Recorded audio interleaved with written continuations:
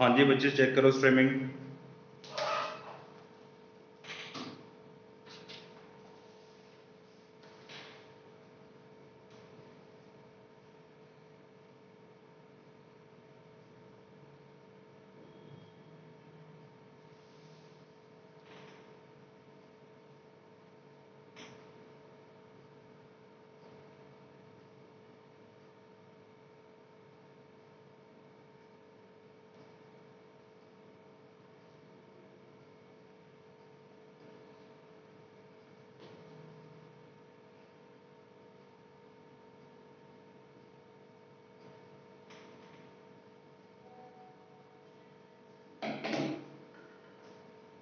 Okay चलो मैं शुरू करता हूँ बच्चे। आप यहाँ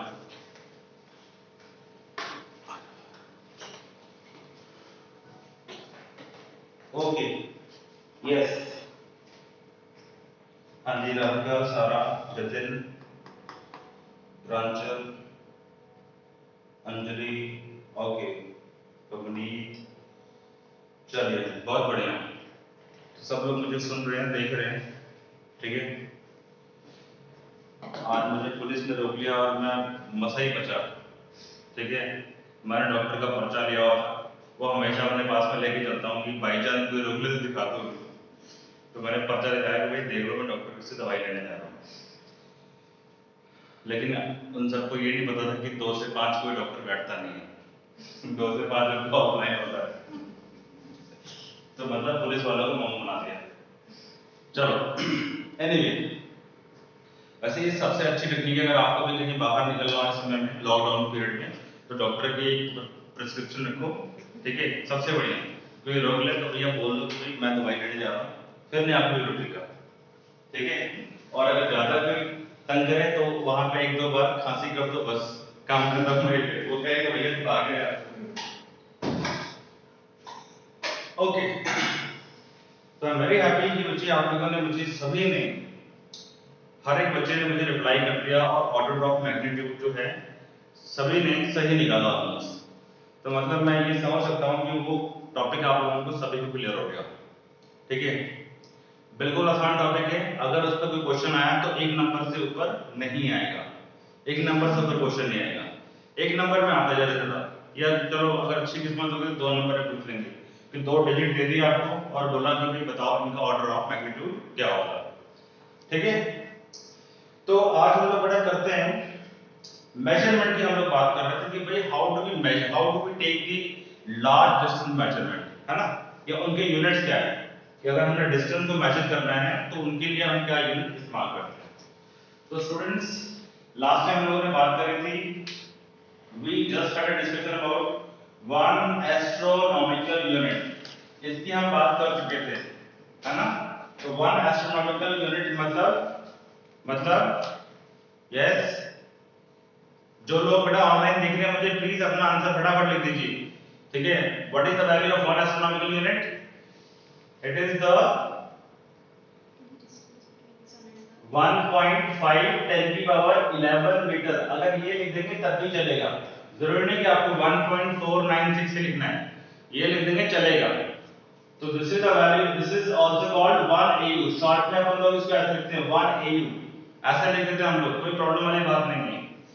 या बेटा ये क्या होता है, it is the average distance between the sun and our earth, यानी हमारे अर्थ और सन के बीच में जो एवरेज दूरी है उसको हम क्या बोलते हैं, एस्ट्रोनॉमिकल यूनिट बोलते हैं। The distance between, the average distance between sun and earth को बाउंड्री से दिया जाता है, ठीक है। Average distance between sun and earth is called astronomical unit. मतलब कि ये हमारी अर्थ है और ये हमारा सन है, तो इनके बीच में जो एवरेज डिस्टेंस है उस डिस्टेंस को हम लोग क्या बोलते हैं, 1 एस्ट्रोनॉमिकल यूनिट बोलते हैं, और इसकी वैल्यू 1.5 10 की पावर 11 मीटर होता है। बहुत बढ़िया, ठीक है, ये आसान है। अच्छा इसके बाद हमने पढ़ा था लाइट ईयर। क्या पढ़ा था हमने? Light year. लाइट ईयर का मतलब हो गया बच्चों 1 लाइट ईयर। इसका मतलब हो गया कि इसका मतलब हो गया कि 1 साल में लाइट जितना डिस्टेंस ट्रैवल करे, 1 लाइट ईयर का मतलब एक साल में लाइट जितना डिस्टेंस ट्रेवल कर रहे हैं। अच्छा ये बताओ, अगर एक ह्यूमन है, एक ह्यूमन जो है एवरेज एक साल में कितना डिस्टेंस ट्रेवल करता होगा एवरेज? ये तुम्हारे लिए होमवर्क है, इसका सोच के मुझे आंसर बताना। ये तुम्हारे लिए होमवर्क है कि एक ह्यूमन एवरेज डिस्टेंस कितना कवर करता है अपने एक साल के समय के अंदर। ये तुम्हारा होमवर्क है। ओके इसका इससे कोई कनेक्शन नहीं है, बट चलो वैसे ही मन में आया तो पूछ लिया आपसे। तो 1 लाइट ईयर जो है बच्चे वो कितना हो गया? It the distance travelled by the light in 1 year. एक साल में जितना डिस्टेंस लाइट ट्रेवल करती है उसको लाइट ईयर बोल देते हैं। तो भाई इसका वैल्यू कितना था? 9.46 10 की पावर 15 मीटर। ठीक है जी। अच्छा अब तीसरे नंबर पे आता है पार्सेक। इसको बोलते हैं पार्सेक। पार्सेक को बेटा लिखते हैं हम लोग पैरालैक्टिक सेकंड। पैरालैक्टिक सेकंड। अब पैरालैक्टिक सेकंड क्या होता है इसको समझते हैं। It is the unit distance, ठीक है, unit of distance, sorry, it is the unit of distance, but ये लार्जेस्ट यूनिट है बच्चे, largest unit of distance, largest unit है। और 1 पार्सेक की जो वैल्यू होती है, 1 पार्सेक इज इक्वल टू 3.1 10 की पावर 16 मीटर। अब ये है क्या, इसको थोड़ा सा ना डेमोंस्ट्रेट करता हूं, थोड़ा सा और इलैबोरेट करता हूं ताकि आपको समझ में आ जाए। तो बेटा इसका डेफिनेशन पहले लिख लूं मैं। क्या डेफिनेशन इसका? ध्यान से देखेंगे, बहुत इजी है, बहुत इजी है ना, बहुत इजी है। यार आप बैग ले आते हो, किसी मरवाओ, मैं बता रहा हूं आपको। यार मत लाया करो बैग, मत लाया करो, ठीक है, ये कॉपी ले आया करो, दैट्स ओके। और आप लोग जो ऑनलाइन बैठे हो, किसी को आना है तो बेटा मेरे को प्रायर इन्फॉर्मेशन दे दो और बैग लेकर नहीं आना है। आप लोग समझते हो मैं अभी क्वेश्चन का सामना करके आ रहा हूँ। आप लोग बच्चे हो, आप लोग फंस जाओगे, आप लोगों का माइंड ऑन द स्पॉट इतना चालाकी से काम नहीं करेगा। हो सकता है कोई वो मेरे भी गुरु बैठा हो आप में से, लेकिन समझा करो बात को, इसलिए थोड़ा सा टेक्निकल चलना पड़ता है, ठीक है। तो डेफिनेशन क्या है? It is the distance, it is the distance at which an arc of length equal to 1 AU subtends an angle of 1 second। ठीक है बच्चों, ये इसका डेफिनेशन लिखा है। एक बार आप फटाफट इसको कॉपी कर लें, फिर इसको समझ लीजिए डिटेल में कि इसका मतलब क्या निकला है।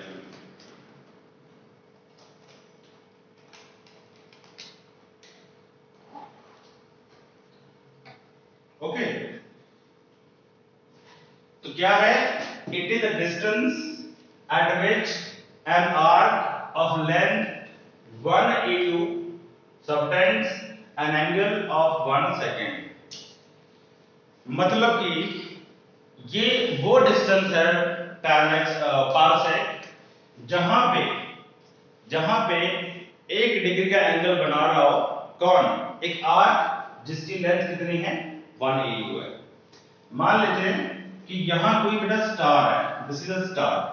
ओके, ये कोई स्टार है, बहुत दूर स्टार है, बहुत दूर। अच्छा ये ध्यान रखना, ये जो डिस्टेंसेस है बेटा, these distances are not used to measure the distance of Delhi, London etc। ये डिस्टेंसेस बहुत छोटे डिस्टेंसेस हैं। इन यूनिट्स का इस्तेमाल हम तब करते हैं जब हम अपने अर्थ से बाहर की चीजों का डिस्टेंस नोटिस करते हैं, यानी कि स्टार्स, प्लैनेट्स, गैलेक्सीज वगैरह वगैरह। तो ये तब इस्तेमाल करते हैं। And is the largest unit of the distance. तो मान लेते हैं ये कोई स्टार है आपके पास में, ऐसे चमकता हुआ स्टार है, ओके, ब्लैक स्टार है, अदरवाइज स्टार ब्राइट होती है ना। तो ये ब्लैक स्टार है, ओके। तो यहां से बच्चे ये जो एंगल होगा, सॉरी ये जो डिस्टेंस होगा, दिस डिस्टेंस इज 1 पार्सेक। अगर यहां पे कोई 2 पॉइंट लिए जाएं, एक पॉइंट मैंने लिया A और एक पॉइंट लिया मैंने B, और इन दोनों के बीच का जो दूरी है बेटा वो कितना है 1 AU के बराबर है। तो ये जो डिस्टेंस है 1 AU, ये 1 AU डिस्टेंस यहां पे जो एंगल सबटेंड कर रहा है, ये जो एंगल यहां बना रहा है वो एंगल कितना है 1 सेकंड के बराबर है। यानी कि एक आर्क जिसका लेंथ 1 AU हो और वो एंगल बनाए कितना 1 सेकंड एंगल बनाए किस पे स्टार पे, तो हम बोलते हैं कि स्टार और यहां के बीच का जो डिस्टेंस है वो 1 पास होगा। मुझे उम्मीद है आपको क्लियर हो गया होगा, ठीक है। ऑलराइट, कोई डाउट इसमें? अब आपको ये पता होगा कि बेटा ये जो है ना 1 AU is the average distance between who sun and earth. Earth और सन के बीच का एवरेज डिस्टेंस कहते हैं। तो ये जो डिस्टेंस है बच्चे, ये जो आर्क है, ये जितना एंगल यहां बना रहा होगा स्टार के ऊपर, कितना एंगल बना रहा है 1 सेकंड एंगल बना रहा है। तो 1 AU अगर यहां स्टार पे 1 सेकंड एंगल बनाए तो हम बोलते हैं कि ये दूरी जो होगी बेटा, ये दूरी होगी AS, वो कितनी होगी 1 पार्सेक कहलाएगी। This distance will be 1 parsec almost. Clear है? अगर आपको ये मालूम है 1 पार्सेक मालूम है और 1 AU मालूम है तो आई गेस आप पाइथागोरस थ्योरम लगा के ये BS डिस्टेंस भी मेजर कर सकते हो। सिंपल मैथमेटिक्स है। तो बेटा यहाँ पे ये एंगल हो गया 1 सेकंड, इसको आप थीटा बोल सकते हो। अब आप सभी को मैंने सिखा रखा है कि जो थीटा होता है, थीटा जो होता है बेटा वो क्या होता है आर्क अपॉन रेडियस। बोलो क्या theta is equal to this upon this होगा? अगर हम ऐसे देखते हैं, कुछ सर्कल लेते हैं इस तरह से और ये यहाँ पे R है और ये पॉइंट मैंने ले लिया पॉइंट A और ये पॉइंट B है। अगर ये एंगल थीटा है तो आप इसको क्या लोगे AB, theta is equal to what AB, ठीक है, डिवाइड बाय R, ये लोगे ना। तो ऐसे theta would be equal to what this 1 AU divide by the distance 1 parsec. Clear है? क्लियर है? तो अब आपको पता है बेटा 1 parsec would be equal to 1 AU divide by theta. अब 1 AU की वैल्यू कितनी है? 1 AU इज इक्वल टू 1.5 10 की power 11 metre divide by theta की वैल्यू कितनी है? Theta is equal to 1 second, तो you will write here 1 second. अच्छा, अब यहां पे समस्या ये आती है कि इसको सॉल्व करना है। तो 1 सेकंड बराबर कितना? 1 सेकंड को कितने रेडियंस में कन्वर्ट करेंगे? पाई बाय 180 इनटू 1/60 इनटू 1/60। ये होता है ना फॉर्मूला। भाई सेकंड्स को रेडियन में कन्वर्ट करना पड़ेगा तभी बात बनेगी, नहीं तो बात ही नहीं बन पाएगी, है ना। वो तो कंपल्सरी हो गया। बोलो क्लियर हो रहा है? वेरी गुड प्रांजल, वेरी गुड। बेटा साथ में मीटर में लिखना है। Light year is distance travelled by light in 1 year 9.46 10 की पावर 15 मीटर। मीटर लिखो साथ में, बाकी बहुत बढ़िया, गुड। हाँ, तो ये कितना हो गया बेटा? ये वैल्यू यहां पुट करेंगे 1.5 10 की power 11 divide by pi by 180 into 1/60 into 1/60। Okay, ये बनेगा। अब ये पार्ट के ऊपर जाएगा 1.5 10 की पावर 11 डिवाइड बाय पाई और ये 60 पार्ट के ऊपर गया 60 इनटू 60। अच्छा, अब ये सारा सॉल्व कर लो, तुम मत्था बच्ची करके सारा सॉल्व कर लो, सारा सॉल्व कर लो। सॉल्व करोगे तो तुम्हारे पास का रिजल्ट कितना आएगा? ये वाला 3.1 10 की पावर 16 मीटर। ये आंसर तुम्हारा आ जाएगा। कहां पे? 1.5 10 की पावर 11 इसके द्वारा मानने की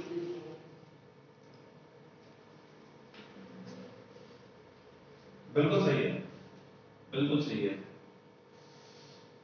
इनटू 180। शाबाश, ये साबित कर रहे हैं कि आप बिल्कुल अटेंटिव हो। बहुत बढ़िया। 3.1 10 की पावर 16 मीटर। अच्छा, मैंने अभी तक ये बताया पैरेलैक्स पार्सेक बताया मैंने। ये AU लाइट ईयर तो मैं बता चुका था। पार्सेक, पार्सेक क्या है? Largest unit of distance. एक बार फिर से रिपीट कर रहा हूं, जो बैठे देख रहे हैं बेटा उसको देख दोबारा से। पैरालैक्टिक सेकंड बोलना है इसको। लार्जेस्ट यूनिट ऑफ डिस्टेंस है, ठीक है। और 1 पार्सेक की वैल्यू होती है 3.1 10 की पावर 16 मीटर, 16 मीटर बोल देते हैं इसको। ये कहाँ है? You may come in front. Come. Sit. Okay. तो डेफिनेशन क्या कहते हैं कि भाई अगर आपके पास में एक एस्ट्रोनॉमिकल यूनिट की आर्क हो, क्या हो, एक एस्ट्रोनॉमिकल यूनिट की आर्क हो, अगर वो आर्क 1 सेकंड का एंगल बनाए किसी पॉइंट के ऊपर, then we will say that कि यहां से लेकर के यहां तक का एंगल, सॉरी डिस्टेंस 1 पार्सेक होगा। यानी फिर से 1 AU का आर्क 1 सेकंड का एंगल बनाए, तो जितने दूरी पे वो एंगल 1 सेकंड का बना रहा है उस दूरी का नाम है पार्सेक। सिंपल। तो क्या है, थीटा इज इक्वल टू, लगा ले formula, theta is equal to arc upon radius. तो आर्क कितना है 1 AU, डिस्टेंस कितना है 1 पार्सेक। तो इसको सॉल्व कर लिया, 1 parsec is equal to 1 AU divide by theta, theta is 1 second, solve कर लिया, ये आ जाएगा। अब मैं तुम्हें सॉल्व करके नहीं दिखाऊंगा, अपने आप इसको सॉल्व कर लेना, ठीक है। सर ए बी पे आप बना सकते हैं, बिल्कुल बना सकते हैं, बिल्कुल बना सकते हैं, कोई दिक्कत वाली बात नहीं है। असल में ये ऐसे होता है, मैं आपको बताता हूं।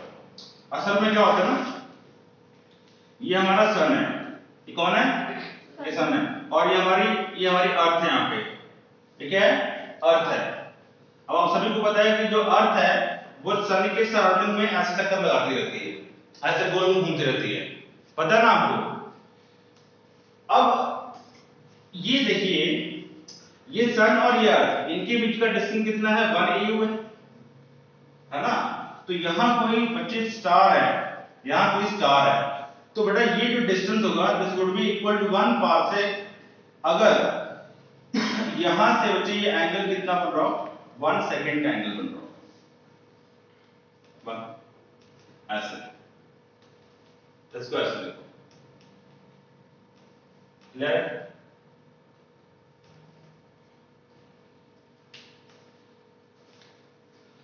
अब आज सबसे इंपॉर्टेंट टॉपिक करवाने जा रहा हूं आप लोगों को, उसका नाम है पैरेलैक्स मेथड।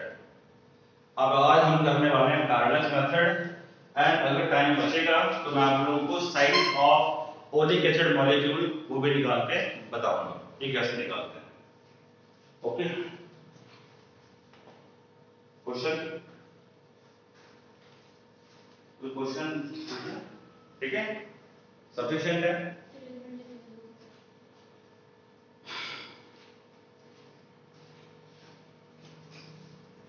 बेटा देखो, अब मैं जब एक जनरल सी आपसे बात करूंगा कि अगर कोई कहे कि आपको इस पेन का लेंथ मेजर करना है, ठीक है, क्या करना है आपको, यहां बेटा यहां से नोट करना है, ऊपर से वो आपने नोट किए हुए पहले, यहां से ये वाला नोट कर लो, ठीक है।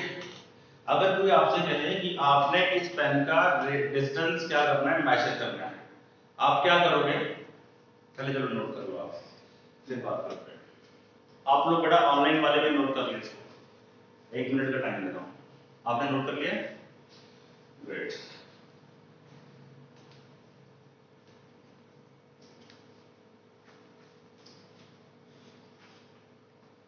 इजी है, स्माइली,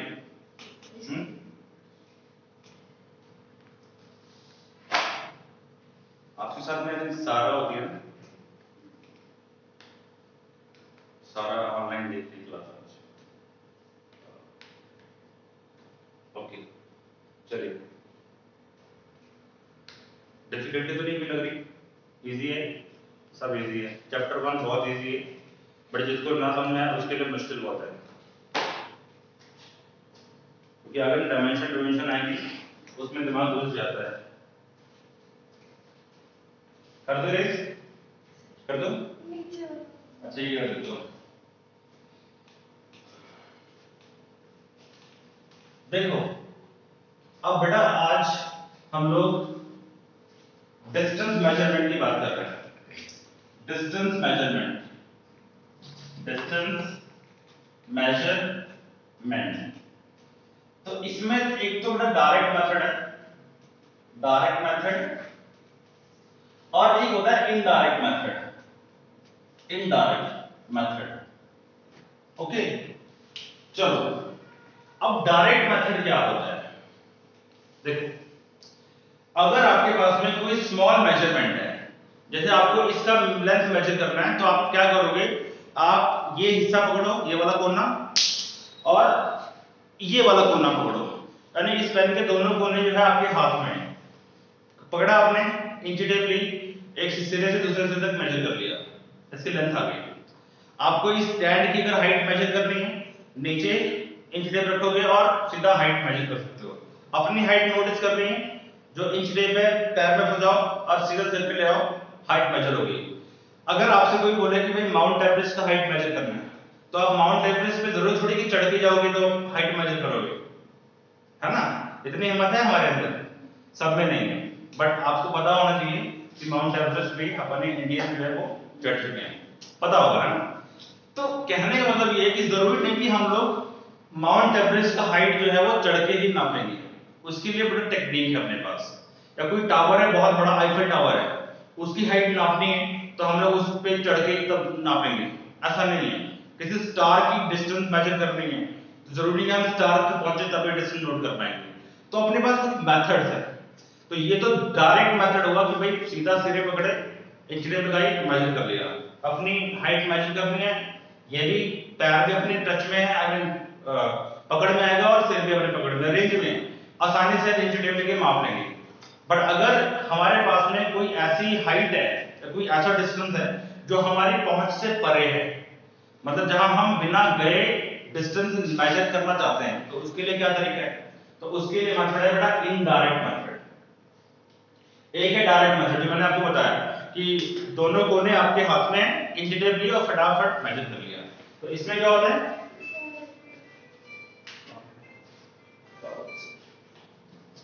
तो we will what we will do, इस केस में बच्चे हम लोग we use directly, we use inch tape to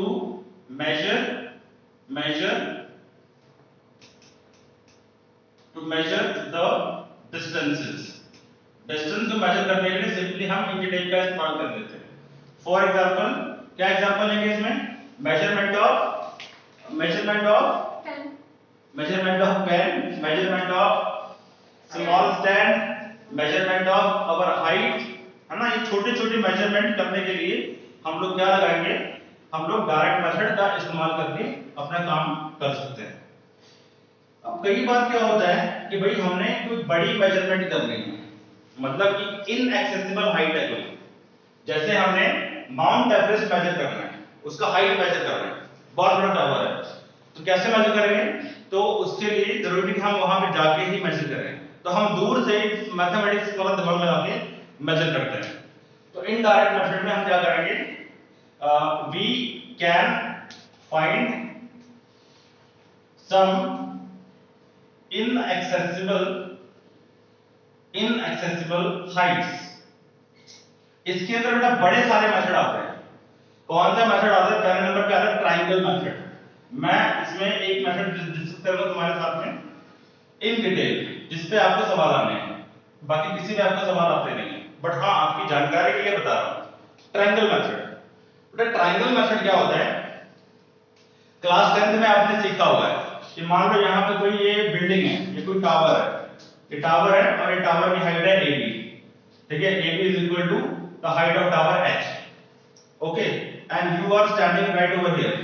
आप यहाँ खड़े हैं, तो आपके पास में ना एक डिवाइस आता है, उस डिवाइस का नाम होता है, the name of the device is sextant बोलते हैं इसको, ये डिवाइस का नाम है, आप लोग इसको ग्रेजुएशन में जाके पढ़ोगे, सेक्सटेंट डिवाइस का नाम है।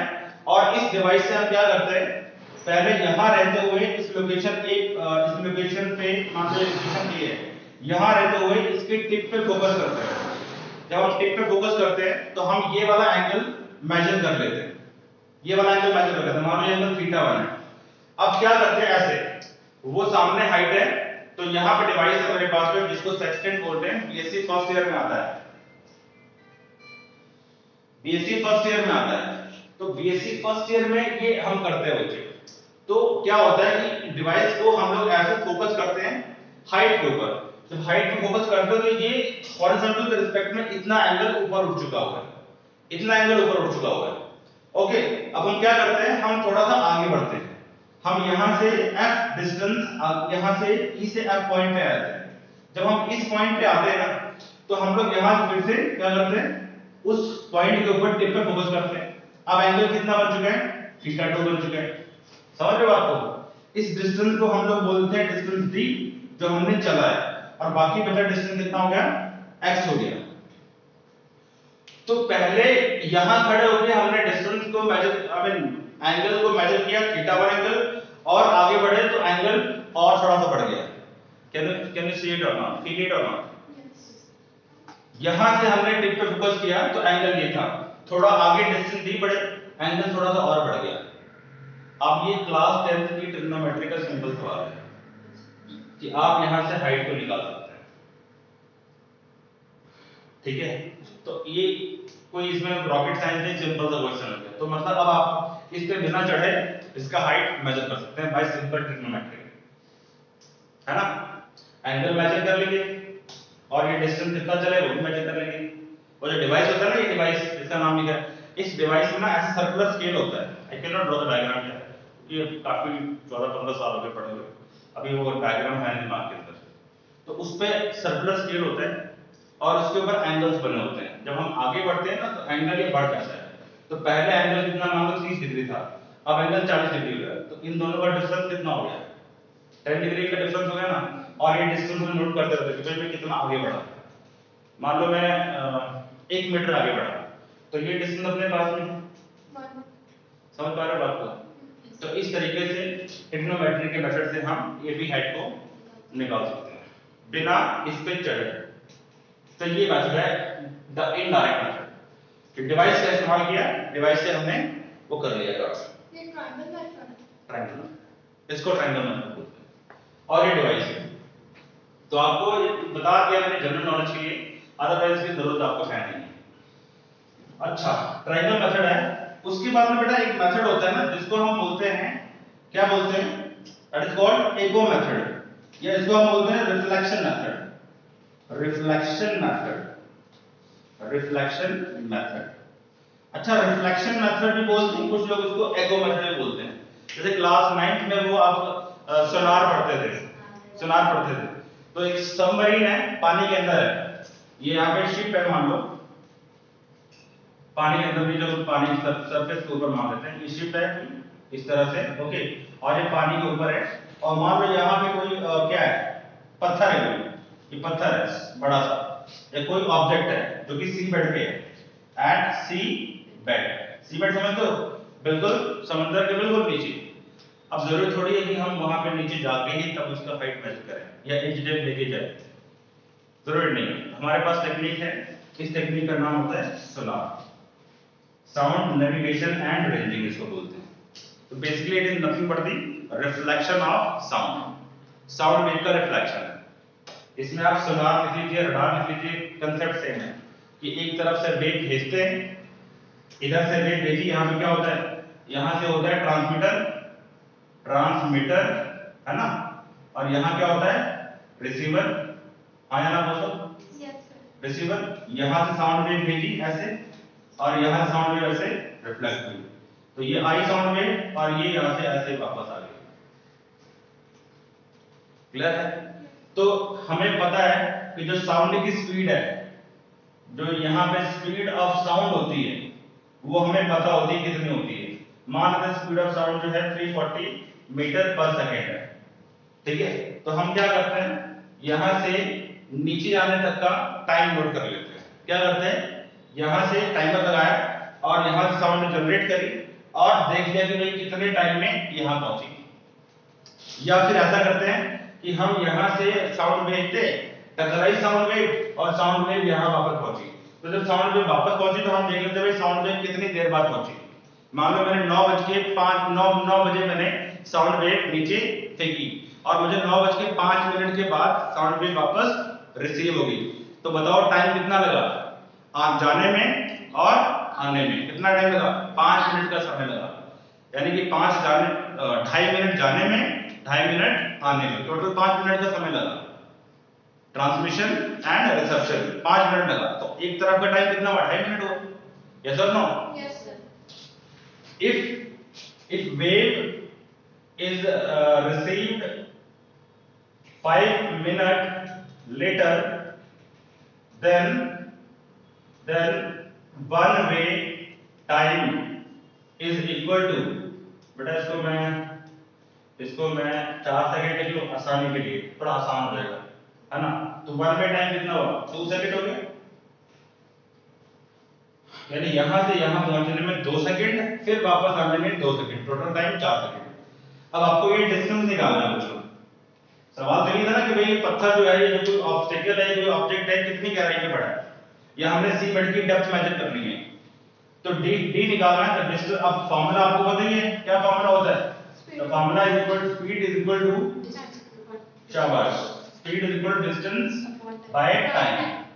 अब डिस्टेंस निकालना है, तो डिस्टेंस क्या होगा, स्पीड इनटू टाइम, और सीधा 9 वाला फार्मूला। तो स्पीड कितनी है, 340 है, गिवन होती क्वेश्चन में। टाइम कितना, 2, तो 2086, 680 मीटर इसका आंसर है। यानी टाइम भी गिवन होगा, गिवन होगा, दोनों चीजें दी होगी। आप मेथड समझा रहा हूं, ये न्यूमेरिकल नहीं आने वाला, ये तो 9th का न्यूमेरिकल है यार, ये नहीं आने वाला। बस आपको मेथड समझना चाहिए, जो एग्जाम में आएगा ना मैं बताऊंगा, पैरेलल मेथड एग्जाम में आएगा, उसको समझा, उस वहां पहुंचते हैं अभी इसके बाद में। बताओ ये समझ में आ गया आपको?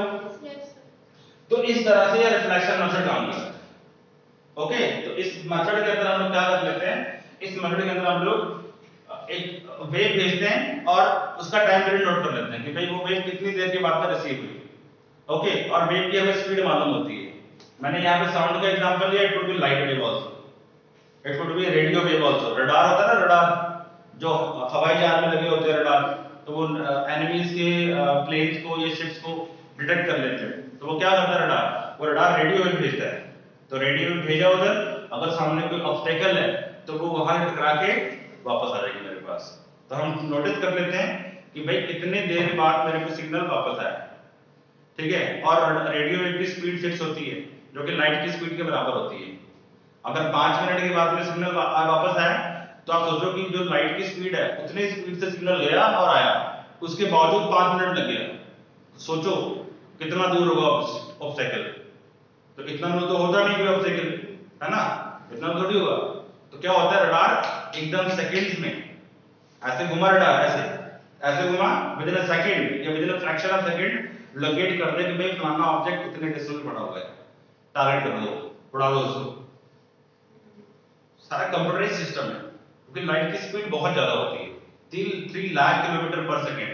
एक सेकंड में लाइट जो है वो 3 लाख किलोमीटर जा सकती है। तो हमारा जो एनिमी टैंक होगा या एनिमी ऑब्स्टेकल होगा वो 3 लाख किलोमीटर दूर फुटना होगा। हमारे अर्थ का रेडियस कितना है, 6400 किलोमीटर है, लाख किलोमीटर तो उस गैलेक्सी में चलेगा। समझ पा रहे हो आपको? तो ये चीज है। तो रिफ्लेक्शन मेथड से हम लोग क्या कर सकते हैं, इस तरीके से, इस टेक्निक से हम डिस्टेंस निकाल सकते हैं। खत्म हो गया। ओके, अब हम क्या करेंगे, we will find out the distance of very far away object. लिखो heading now parallax method।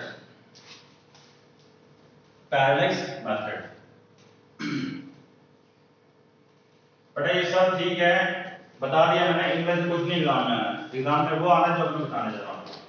तो हेडिंग बना लो, heading, then method number 3 is parallax method।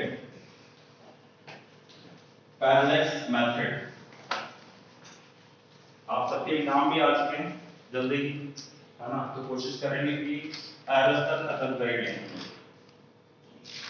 Parallax method. अच्छा बच्चों, पैरेलैक्स होता क्या है पहले ये समझते हैं, है ना, व्हाट इज पैरेलैक्स। तो पैरेलैक्स का मतलब होता है, देखो पैरेलैक्स एक इल्यूजन है। जैसे अगर मैं यहाँ पे ना एक डॉट बनाता हूँ, मैंने यहाँ पे एक डॉट बनाया, ओके। अब आप लोग जो ऑनलाइन बैठे हैं वो भी कर सकते हैं घर बैठे, और जो ऑफलाइन बैठे हैं वो भी देख सकते हैं कि आपने एक पेन लेना है, ये पेन लिया और इस पेन को डॉट के बिल्कुल ऊपर ऐसे रख लिया। अब आपने क्या करना है कि आपने अपने एक आंख को बंद करना है और एक आंख को खुला रखना है और इस पेन को देखना है और डॉट को भी देखने की कोशिश करनी है। ओके, फिर आपने क्या करना है, जिस आंख को आपने खोला हुआ था उसको बंद करो और दूसरी आंख खोलो, ऐसे, this way and this way. अपनी मतलब दोनों आंखों को बारी बारी से बंद करो और खोलो और देखो कि ये जो पेन है क्या इस पेन की पोजीशन आपको बदलती हुई नजर आ रही है। कभी ये पेन ऐसे दिख रहा होगा, कभी ऐसे दिख रहा होगा। इसी का नाम पैरालैक्स है, इसी को पैरालैक्स बोलते हैं कि ये पेन है। अभी मैं पेन को अगर ऐसे देख रहा हूं तो ये पेन मुझे यहां दिख रहा है। अब मैं अगर इस आंख से देख रहा हूं तो ये मुझे पेन थोड़ा सा इसकी पोजीशन थोड़ी सी चेंज हुई नजर आती है। तो इसकी पोजीशन में चेंज क्यों नजर आती है? इसलिए नजर आती है बिकॉज मेरी इस आंख ने इस पेन पे ये एंगल बनाया पहले, फिर मैंने इसको बंद कर दिया, अब मैं इधर देख रहा हूं तो मेरी इस आंख ने पेन पे ये एंगल बनाया दिस वे, पहले ये एंगल फिर ये एंगल, यानी कि इन आंखों के बीच में कुछ डिस्टेंस है। इन आंखों के बीच में क्या है? डिस्टेंस है। Now this is my what, this is my observation point, ये मेरा ऑब्जर्वेशन पॉइंट है और अभी मेरा ऑब्जर्वेशन पॉइंट ये हो गया। तो इन दोनों ऑब्जर्वेशन पॉइंट के बीच में कुछ डिस्टेंस है। तो जो ये डिस्टेंस है ऐसे, this is the left I and this is right I.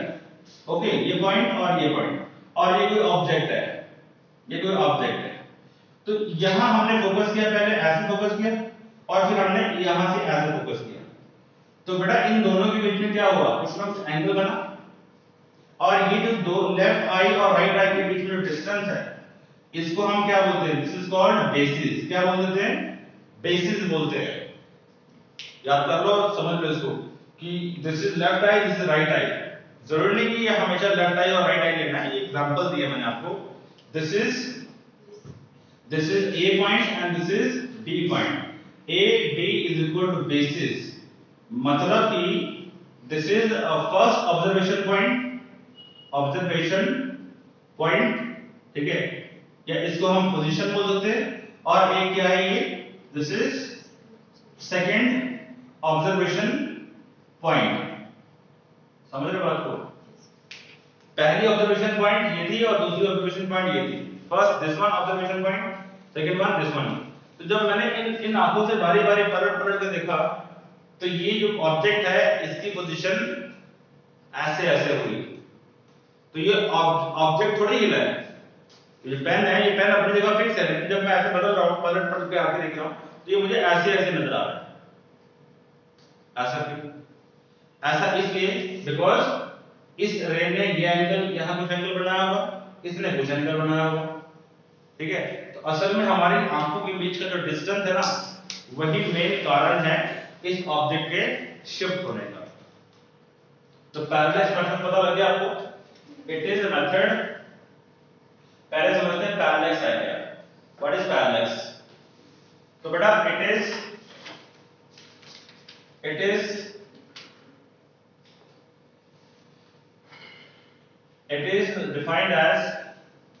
is defined as the apparent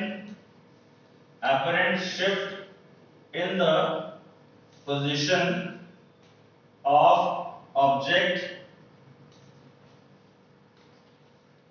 It is defined as the apparent shift in the position of object with respect to fixed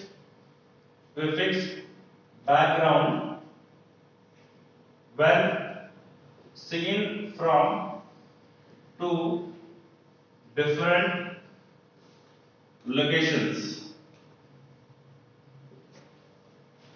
clear है? ये parallax है कि it is the apparent. बेटा apparent का मतलब पता क्या होता है? अपरेंट का मतलब होता है, अपरेंट का मतलब क्या होता है? Which is not real. Apparent का मतलब क्या होता है? Apparent means not real, मतलब ये रियल नहीं है। ओके, ये रियल नहीं है। अब मुझे बताओ, जब तुम अपनी आंखों से पलट के देख रहे हो इसको, तो क्या ये रियलिटी में ऐसे शिफ्ट हो रहा है? नो, तो रियल थोड़ी ना है, तो अपरेंट है, ये हमें दिख रहा है क्योंकि हम अपनी आंखों को बदल के देख रहे हैं। अपनी आंखों से बदल के देख रहे हैं, इसलिए वो हमें ऐसे अपनी पोजीशन बदलते हुए दिख रहा है, पर वो अपनी पोजीशन बदल नहीं रहा है, वो अपनी जगह पे ही है, वो अपनी जगह पे ही है। तो ऑब्जेक्ट अपनी जगह पे है। अगर हम यहां से देखते हैं तो कभी हमें यहां नजर आता है, यहां से देखते हैं तो हमें यहां नजर आता है। समझ रहे हो बात? यहां से देखते तो हमें यहां नजर आता है, यहां से देखते तो हमें नजर आता है यहां पे, बट असल में वो है कहां पे, मिडल में। नहीं समझ में आया यार? कोई भी चीज को जब हम देखते हैं तो बेटा फंडामेंटल एक रूल है कि लाइट वहां से चल के आती है तभी हम देखते हैं। जैसे मैं आपको देख पा रहा हूं तो लाइट आपसे रिफ्लेक्ट हो रही है और मेरी आंखों में आ रही है, तो लाइट का सिंपल रूल होता है कि लाइट कभी टेढ़ा मेढ़ा नहीं चलती, लाइट हमेशा स्ट्रेट चलती है। तो अगर ये ऑब्जेक्ट मुझे यहां दिख रहा है तो बेटा अगर मेरी ये आंख बंद है तो मुझे ऑब्जेक्ट कहां दिखाई देगा, यहां दिखाई देगा, क्योंकि लाइट किधर कैसे आएगी, लाइट तो स्ट्रेट ही आएगी भाई साहब, यस और नो? और अगर मैंने इस आंख को बंद कर लिया और मैं फिर इसको देख रहा हूं तो लाइट मुझे ऐसे आती हुई दिखाई देगी, तो मुझे ऑब्जेक्ट यहां नजर आएगा, बट ऑब्जेक्ट ना यहां पर है ना यहां पर है, वो तो बीच में है। समझ में आया? इसी का नाम पैरेलक्स है। और ये एंगल है यहाँ पे theta, theta is equal to parallax angle, इसको पैरेलक्स एंगल बोल देते हैं। और यहाँ पे बेसिस है बेटा बी, इस बेसिस को हम लोग बी बोल देते हैं, स्मॉल बी। ठीक है जी, ओके, क्लियर हो गया भाई? इस basis therefore we can write theta equals to, अगर ये डिस्टेंस आपके पास में मान लो डिस्टेंस दी है बेटा, ये डिस्टेंस दी है और ये डिस्टेंस दी है भाई, ये है देखो यहां पर मैं खड़ा हूं, मैंने ये स्टैंड को देखा तो स्टैंड मुझे यहां से ये डी डिस्टेंस पे दिख रहा है, अब मैंने ये ऐसे देखा डिस्टेंस डी, अब मैंने ऐसे देखा डिस्टेंस डी, अब मैं दोनों आंखों से देख रहा हूं डिस्टेंस बी, स्टैंड तो यही सेम डिस्टेंस पे है ना, चाहे ये डिस्टेंस देखो चाहे ये देखो और चाहे ये डिस्टेंस देखो, ये ओके। तो कितना क्या formula, theta is equal to what, arc upon radius, arc क्या है यहाँ पे बेसिस, रेडियस कितना है d, वेरी गुड। इस it implies we can write theta is equal to b divide by d, और यहां से बेटा हम b निकाल सकते हैं d इनटू थीटा करके, डन। यही है पैरेलल मेथड, यही है पैरेलल मेथड और कुछ भी नहीं। हम ही हवा बनाते हैं कि यार पैरेलल मेथड समझ में नहीं आया, कुछ भी नहीं है। बताओ क्या है इसमें? अब एक तो सवाल करते हैं, बिल्कुल आप पानी में क्लियर हो जाएगा। सर ये एक्यूरेट रीडिंग करते हैं, एक्यूरेट रीडिंग करते हैं, नियरली एक्यूरेट होती है, बिल्कुल हाईली एक्यूरेट नहीं होता, बट हाँ थोड़ा बहुत एरर तो होता ही है। बेटे कोई भी आप फिजिक्स में एक्सपेरिमेंट करते हो ना तो हमेशा ही फिजिक्स में हम एरर्स को मेंशन करते हैं कि इसमें 1% का एरर हो सकता है या प्लस माइनस 2% का एरर हो सकता है। जैसे कि आप कोई डिवाइस खरीदते हो ना तो उसमें लिखा होता है कि भाई इसमें प्लस माइनस 0.3% एरर है, यानी कि इसकी जो वैल्यू है वो 0.3 प्लस हो सकती है और 0.3 माइनस हो सकती है, तो वो इतना एरर तो रहती है। तो एरर तो थोड़ा बहुत रहेगा बट हाँ नियरली एक्यूरेट होता है। और इस मेथड का इस्तेमाल हम कहां करते हैं, जहां पे हम पहुंच ना पाए। इस मेथड से हम लोग distance of very very far away star notice करते हैं। कैसे नोटिस करते हैं आप दिखाता हूं, आपको फील कराता हूं कि ये मेथड है क्या था। तो बाय पैरेलल मेथड ये एनसीईआरटी में है बच्चे, by parallel method we will find distance of very far star, बहुत दूर स्टार है उसका हम लोग डिस्टेंस मेजर करेंगे। अब मैंने आपको कुछ दिन पहले एक कंसेप्ट बताया था कि बच्चों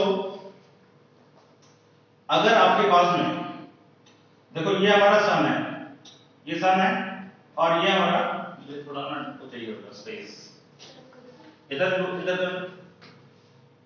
देखो ये हमारा सन है ओके, और ये हमारा जो है अर्थ का ऑर्बिट है, ये अर्थ है। यहाँ पे अर्थ जो है बेटा आप सभी को पता है कि जो डिस्टेंस होता है ये कितना होता है, 180 होता है, सबको पता है।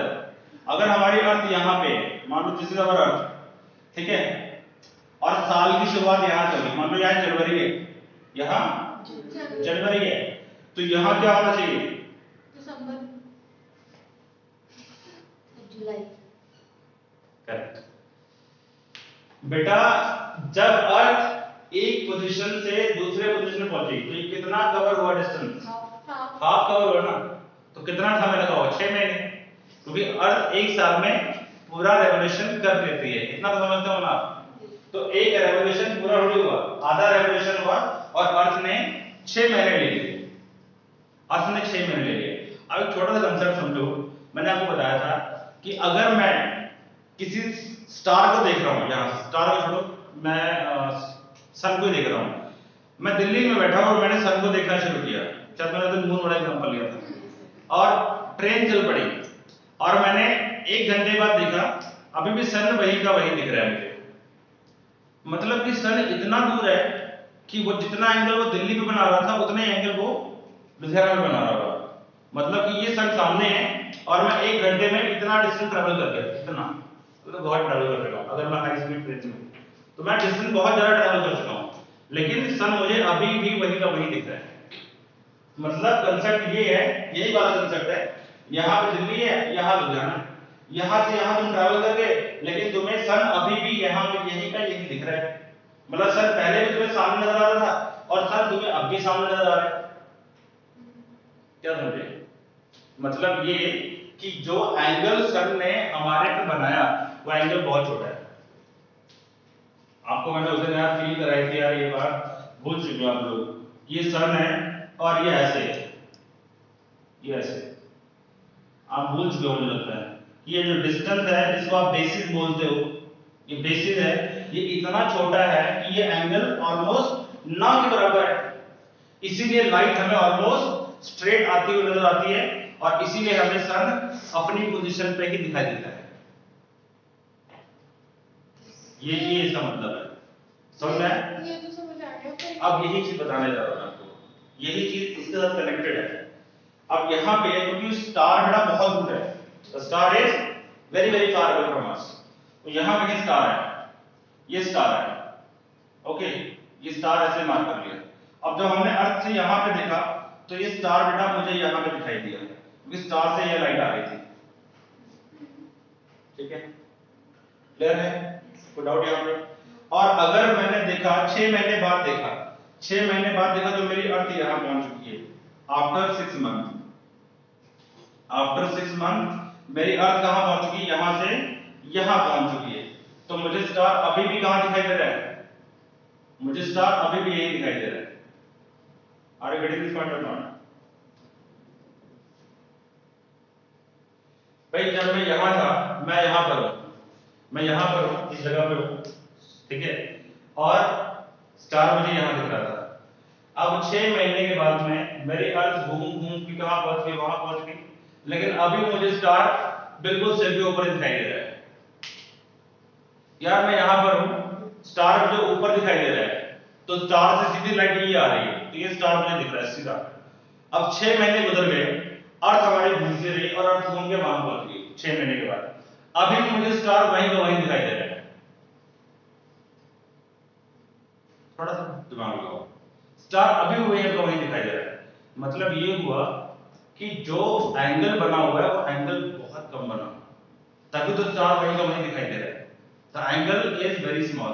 यानी जब ये अर्थ यहाँ से यहाँ घूम के पहुंची तो अर्थ की 2 लोकेशन में जो एंगल बना होगा, कितना छोटा एंगल बना होगा? ना के बराबर एंगल बना होगा, तभी तो वो हमें अपनी पोजीशन पे दिखाई दे रहा है। नहीं तो वो स्टार अगर मुझे यहाँ दिख रहा था 6 महीने पहले, तो 6 महीने के बाद वो तो वहां दिखना चाहिए। जैसे सुबह 9 बजे सन वहां दिखता है ना, लेकिन शाम को 5 बजे सन कहाँ दिखता है? समझो, ठीक है?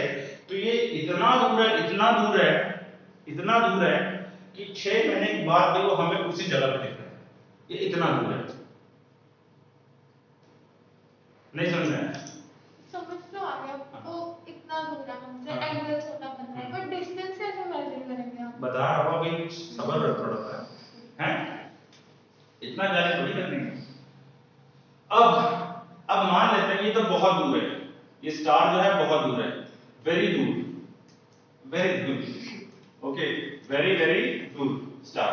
अब मान लो कोई छोटा सा स्टार जो यहाँ कहीं पे दिखाई दे रहा है, ये नियर स्टार है, ये नियर स्टार, ओके, कोई नियर स्टार है, क्या हुआ? What happened? Very good. फिर क्या हुआ? वेरी गुड, समझ में आना चाहिए।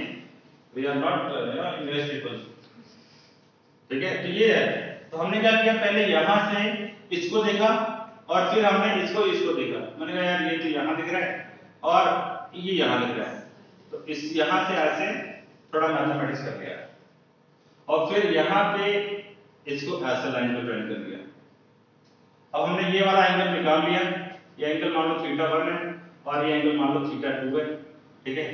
अब आपको पता है ये डिस्टेंस कितना होगा, ये वाला 1 AU है और ये कितना है 1 AU है, टोटल डिस्टेंस कितना हुआ 2 AU, ठीक है। और ये एंगल कितना होगा θ2 है ना, और ये वाला एंगल कितना होगा θ1 सॉरी, तो पूरा एंगल कितना होगा, ये कंप्लीट एंगल का होगा θ1 प्लस θ2, टोटल एंगल कितना बना θ1 plus θ2 and it should be equal to what, arc, this is arc 2 AU divided by distance कितना, ये डिस्टेंस है इसको d बोल दो, ये d है, ये d है और ये भी कितने होगा d होगा, d, तो बेटा d is equal to 2 AU divided by θ1 plus θ2। इस तरीके से हमने एक छोटे जो नियर बाय स्टार है उसका डिस्टेंस नाप लिया। अब अगर ये डिस्टेंस पता लग गया तुम्हें, d पता लग गया, तो क्या ये निकालना आसान है? और यार नहीं बोलते, क्या इसको निकालना आसान है? ये वैल्यू तुमको पता लग गई, ये तुमको पता ही है, तो ये निकाल लोगे। अगर ये निकल आया तो क्या ये डिस्टेंस नोट कर सकते हो? कर सकते हैं। ये पैरेलल मेथड है। तो 1 AU, ठीक है, यहां पे पुट कर दिया। d क्या है? d is the distance of near star, तो नियर स्टार का डिस्टेंस नोटिस कर लिया। तो बेटा ये अगर नोट कर लिया, ये आपको मालूम है, तो थीटा मेजर हो जाएगा और थीटा मेजर हो गया तो फादर स्टार का डिस्टेंस भी नोटिस हो सकता है, कर लेंगे। ओके, ये है पैरेलल मेथड। अब एक क्वेश्चन कराओ तुम्हें, एक क्वेश्चन करा दो, देखो पहले ये नोट कर लो। हाँ भाई क्लियर है ऑनलाइन? यस बेटा, I have explained 1 or 2 time.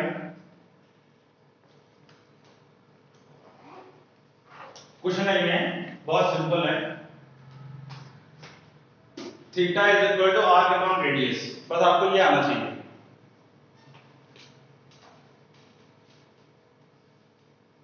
Okay बेटा, रिप्लाई कर दो।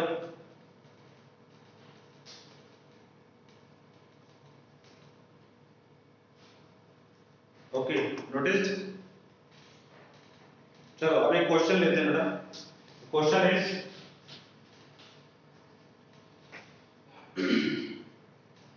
just a minute,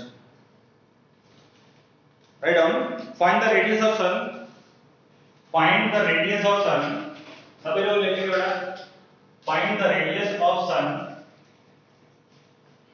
find the radius of sun if the angular diameter, if the angular diameter of sun, if the angular diameter of sun is 1920 second, if angular diameter of sun is 1920 second, ठीक है, हाँ 1920 second, 1920 second. क्या निकालना है? Find radius of sun, sun का radius निकालना है बेटा। गिवन क्या है? Given angular diameter of sun given अपने को कितना गिवन है? 1920 सेकेंड गिवन है। And distance between earth and sun ये भी given है, which is 1 AU, which is 1.5 10 की पावर 11 मीटर। ओके, ये given है। तो फटाफट मैं आपको इसका हिंट देता हूँ, करना अपने आप है, और इसके बाद मैं आपको थोड़े क्वेश्चन को प्रैक्टिस करिए। जो क्या कर रहा है कि भाई रेडियस ऑफ सन निकालना है और डिस्टेंस बिटवीन अर्थ एंड क्या दिया आपको? सन दे रखा हुआ है और सन का एंगुलर डायमीटर दे रखा है बच्चे आपको। तो बेटा ये हमारा अर्थ है, this is our earth, okay, और ये सन है, ये हमारा सन है, ओके। तो सन का ये जो डायमीटर है ना, ये ए बी, ये डायमीटर यहां कितना एंगल सपरेट कर रहा है अर्थ के ऊपर, कितना एंगल बना रहा है 1920। एंगुलर डायमीटर, एंगुलर का मतलब हो गया कि सन का जो डायमीटर है इसको क्या बोलते हैं बेटा AB, AB is equal to linear diameter, क्या बोलते हैं इसको लीनियर डायमीटर। तो लीनियर डायमीटर जो है ना, ये लीनियर डायमीटर है, ये जितना एंगल एक पॉइंट यहां से और एक पॉइंट वहां से, तो जितना एंगल ये सेपरेट कर रहा होगा यहां अर्थ के ऊपर, उसको क्या बोलते हैं एंगुलर डायमीटर, ओके। और ये डिस्टेंस आपको मालूम है, this is distance d, this is distance d, तो ऑब्वियसली ये भी डिस्टेंस कितना होगा d के बराबर होगा, यस और नो। तो सन और अर्थ के बीच का डिस्टेंस 1/10^11, खत्म हो गया क्वेश्चन। तो theta is equal to what, arc upon radius, arc कितना है, आर्क इज AB, यस क्या ये डिस्टेंस जो है सर, अगर मैं इसको s बोल दूं तो बेटा AS नहीं AB divide by distance is 1.5 10^11 है ना, ये बन जा रहा है। और थीटा कितना है 1920 सेकंड। अब इसको किस में कन्वर्ट करना पड़ेगा, रेडियन में, तो आता है आपको यस सर, भाई 1920 सेकंड का मतलब क्या हो गया 1920 into 1 सेकंड, याद आ रहा है टेक्निक जो सिखाई थी आपको 1920 into 1 सेकंड। तो 1 सेकंड की वैल्यू कितनी होती है पाई बाय 180 1/60 1/60, ये वैल्यू उठाओ यहां पर दो, ओके। ये कितना हो गया 1920 into pi by 180 pi by 1/60 1/60 equal to AB divide by 1.5 10^11। तो बेटा इसको सॉल्व करना, AB की वैल्यू आ गई, AB की वैल्यू अगर आ गई तो आपको रेडियस निकालना है सन का, तो रेडियस इज r, ये भी r, तो बेटा radius is equal to what AB divide by 2, खत्म क्वेश्चन। इसका आंसर मुझे बताना क्या आएगा, और मैं इसका आंसर तुम्हें लिख के बता देता हूं। इसका आंसर आएगा, answer would be equal to 1.39 10^9 metre. और तुम लोग घर बैठे अभी जिनकी क्लास है वो तो नहीं कर पाएंगे, बाकी जो फ्री है बेटा वो आराम से इसको सॉल्व कर लेंगे और ये आंसर आना चाहिए। बाकी के क्वेश्चन मैं आपको 4 o'clock पे भेजता हूं, ओके। 4 o'clock कोई बात नहीं, थोड़ी देर बाद भेजेंगे।